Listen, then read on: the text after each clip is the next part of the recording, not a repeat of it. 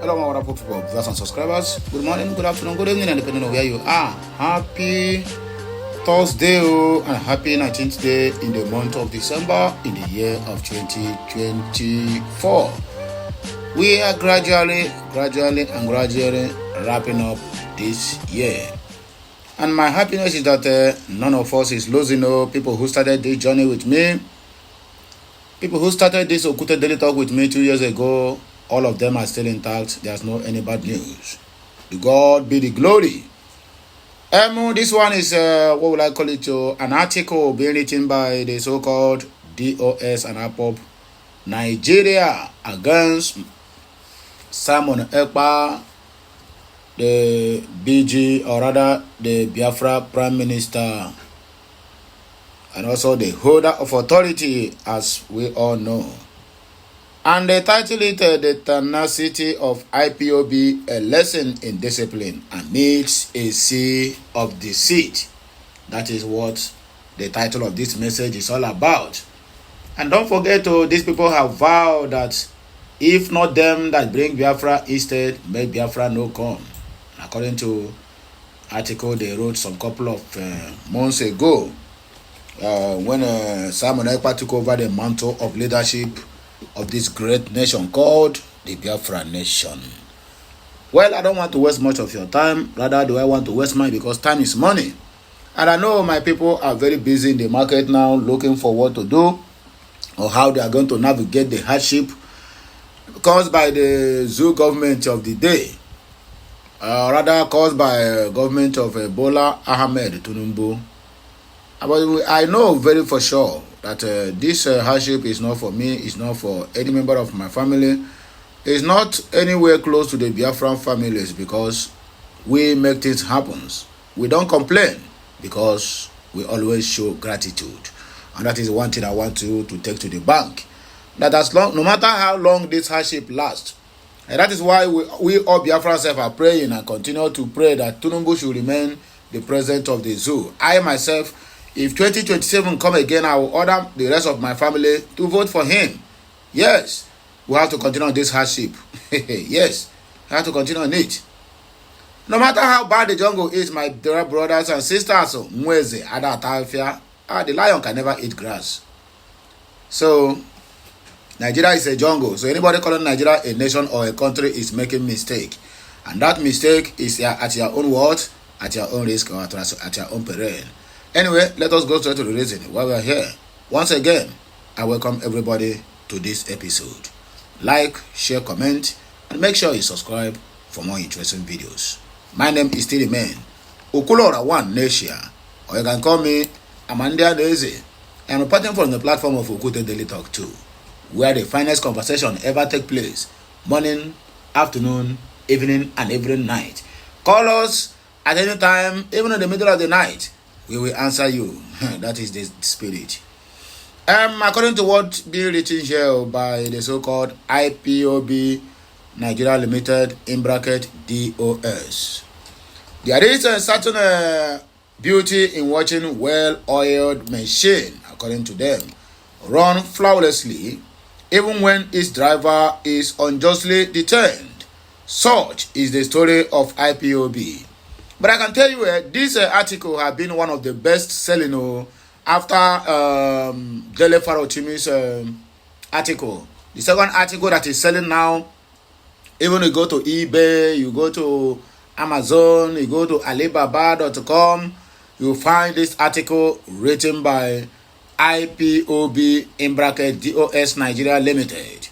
So they are really publishing Ekpa the more. Because when Afe Babalola grabbed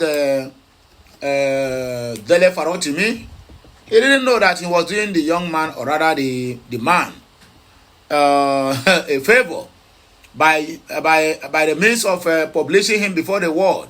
Even those people who don't know Dele Farotimi now, he becomes their role model. In fact, he becomes their idol now. So according to our people in the Igbo, say Anna to go on your wajo to buy an Oma. The money that Dele Farotimi didn't make all his years, but now at the age of 50 something, he have made it times 10 because of the book he wrote. So, in other words, these people that are publishing an article over Simon Ekpa, even small boys now who don't know Simon Ekpa now, all of them have known it because everything is in the internet. So, that one is another added advantage to the Biafran family. They are waxing stronger. Rather, we are waxing stronger through the publication of our enemies. Tell me any, what would I call it? Any newspaper headline in Nigeria of today that never talk about Simon Ekpa or Biafra. Tell me anyone. They are just, Simon Ekpa now have become their very, very expensive commodity. That when you publish a news without the touch of Simon Ekpa or IPOB or Biafra government, my dear, nobody is going to watch your content. Nobody is going to watch your news. Nobody is even going to buy your newspaper. So we have suddenly done everything because we, the Igbos, are the oldest nation in the world. Anything we touch hand becomes gold. Anywhere we step our feet, favor surrounded that area. That is why favor made it clear to all these people who are fighting the Igbo, said anywhere you go, if you don't see Igbo man, one nigga, just pack your bag and baggages and left. Just know it that area is a forsaken area. Let us continue. Okay, let me continue. Let me start afresh. There is some certain beauty in watching a well-oiled machine running flawlessly even when its driver is unjustly detained, such as the story of IPOB, a movement that has mastered the art of navigating storms without losing direction. In the presence of Mazi Nnamdi Kanu, the IPOB has continued to hold its structure firm, unshaken by the destructive ploys of the Nigerian state. This is a tale worth telling, especially when compared to the violent tactics of Simon Ekpa's faction group, seemingly born to disgrace every principle of struggle and humanity. The people writing this article, since the absence of Mazi Nnamdi Kanu, they can never name one thing they have achieved. Just one thing that they have achieved. If not Simon Ekpa that put government to their toes, by now Biafra would have been forgotten. But now they are writing article saying Simon Ekpa is the one that want to disgrace the IPOB. That they remain firm, they remain steadfast, because their machine is running flawlessly. Oh, I'm a man no go more than one new. Yeah, walk a blue. Despite Mazi Nnamdi Kanu's prolonged and unjust detention, IPOB has demonstrated resiliency that even their detractors secretly admire. They have skillfully resisted the Nigerian government's attempt to provoke them into violence, a trap laid with the precision of a spider weaving its web. Instead of succumbing, IPOB has stuck to its ethos of non-violence, gaining respect and recognition across the globe, according to the writer. Moving forward, unlike their violent counterparts, IPOB's non-violent approach has earned its members the liberty to operate freely in virtually every corner of the world. Take Finland, for instance, a land of law, order, and snowy neutrality. IPOB has legally registered its members freely gather. Legally registered. Each member freely gather, strategize, and promote their cause without fear of persecution. In contrast, Simon Ekpa's group cannot even hold a public meeting in the same Finland, where their leader languishes in prison. Yes, the self-styled autopilot was grounded for violent agitation, a charge he has never denied. Let's pause for a moment to appreciate the irony of Simon Ekpa's predicament. Oh, they are appreciating the irony of Simon Ekpa's predicament. In other words, they are celebrating. Here is a man who styled himself as the Moses of Biafra, yet he managed to lead his followers straight into the Red Sea of global disgrace. Ekpa's violent approach has alienated Even his host country, Finland, a nation that presides itself on granting asylum to oppressed. His incarceration is a vivid reminder that while the world tolerates dissent, it has no patience for chaos masquerading as revolution. It's almost laughable how Ekpa's followers continue to drum support for a man who has single-handedly tarnished the image of Biafra. If Ekpa truly had the wisdom of leadership, would he not have mastered the delicate art of advancing a cause without turning it into circles of violence? While IPOB seeks dialogue and diplomacy, Ekpa's faction reveals in destruction, leaving a trail of burnt markets and shattered lives. Maybe Ekpa is the one that threw bomb in a Kototo. That is, I'm trying to reiterate what happened by Hopeless Danger. Anyway, let us proceed.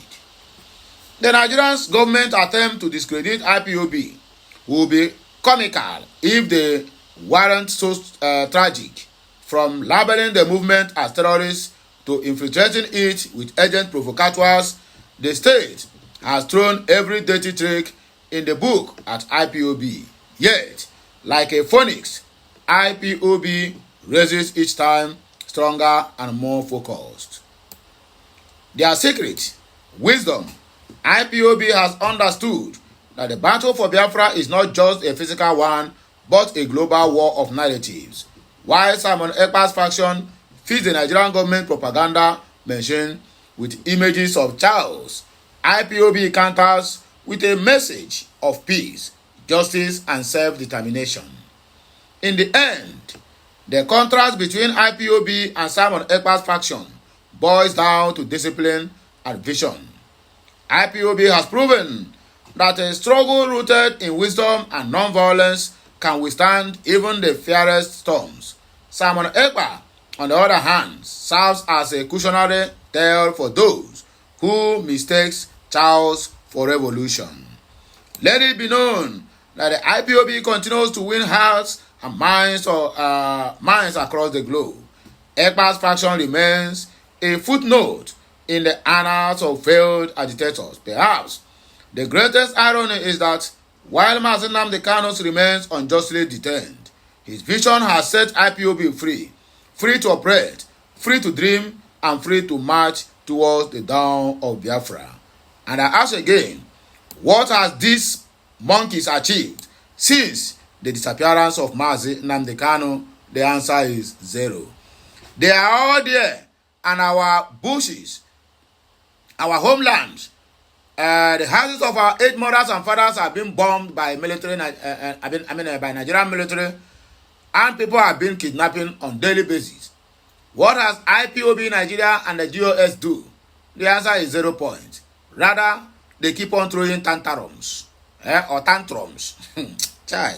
Anyway, as for Simon Ekpa, according to them, they said, and his violent band, they are free too. Free to stew in the consequences of their actions, free to reflect on the wisdom of non-violence, and, of course, free to remain behind bars in Finland.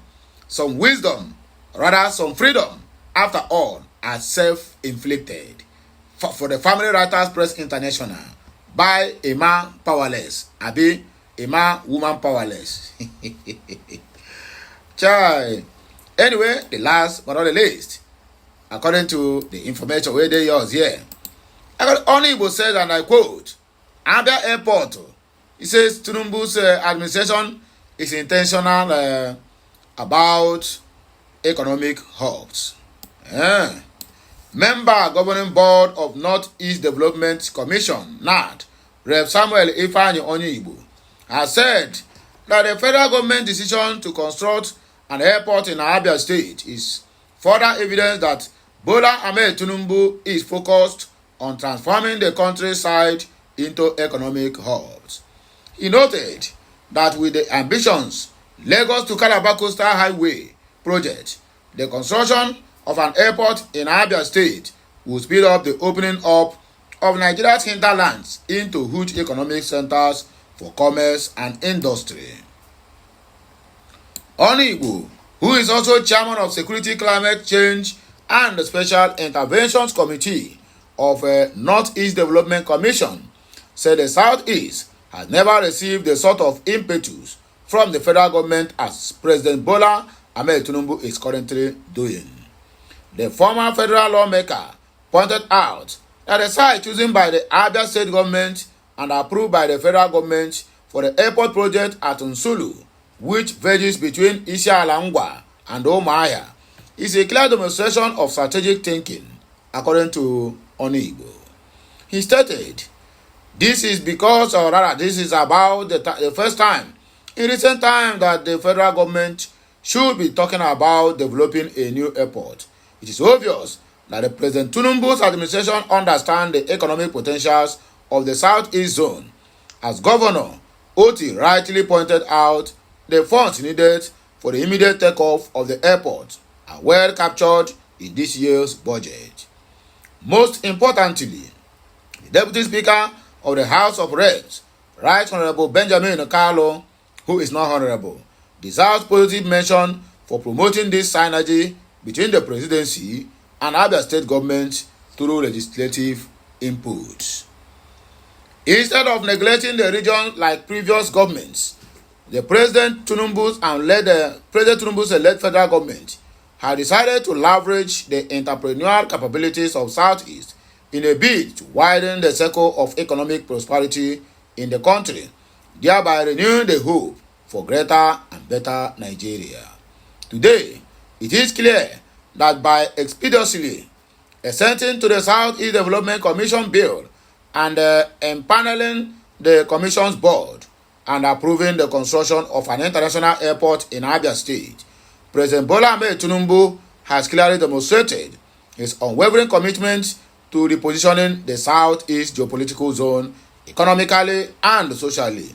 With these formidable positive combinations, Bola Ahmed Tinubu has roundly earned the approval of the people of the Southeast. Are you sure? Okay, no problem. Onigbo, who represented Ikwano / Umuahia North and Umuahia South Federal Constituency at the House of Reps from 2015 through to 2023, observed that the synergy between the federal government and Abia State will deliver the airport as a win-win project for the people of the Southeast. I am elated that Governor Alex Oti saw reason to collaborate with the federal government to upscale the project from an airstrip originally proposed by the federal government to a full-fledged airport. Even without sharing the financial cost of constructing the airport, Abia State stands to gain immensely from the multiplier effect of this airport. The expected impetus that the airport will give to made in our products will deliver commensurate returns on the investment. Get the point now, eh? Onigbo noted he commended the Abia State government for aligning with the renewed hope agenda of Bola Ahmed Tinubu by undertaking to construct the runway of the new airport. Onigbo therefore urged members of the host community of the project to emulate the unity of purpose demonstrated by the Labour Party state government and All Poverty Congress APC-led administration of Bola Ahmed Tinubu by avoiding actions that could delay its timely delivery, according to Mr. Onigbo or Mr. Onuegbu, whatever you call yourself. So, my good people of Biafra, I don't hear Ramu, and that's how the thing take be. We don't have much time to waste, as I said earlier. Time, na money, and we don't have time to waste. At this juncture, I said, let the will of God be done on the people of Biafra as we all struggle to gain the populace and also the recognition of the world at large as Biafra becomes a sovereign nation. Have a nice day, and may the good Lord continue to bless us all. Please like, share, comment, and make sure you keep subscribing for more interesting videos coming your way. My name is Okulora One Nation. Kemesiano, my wonderful people.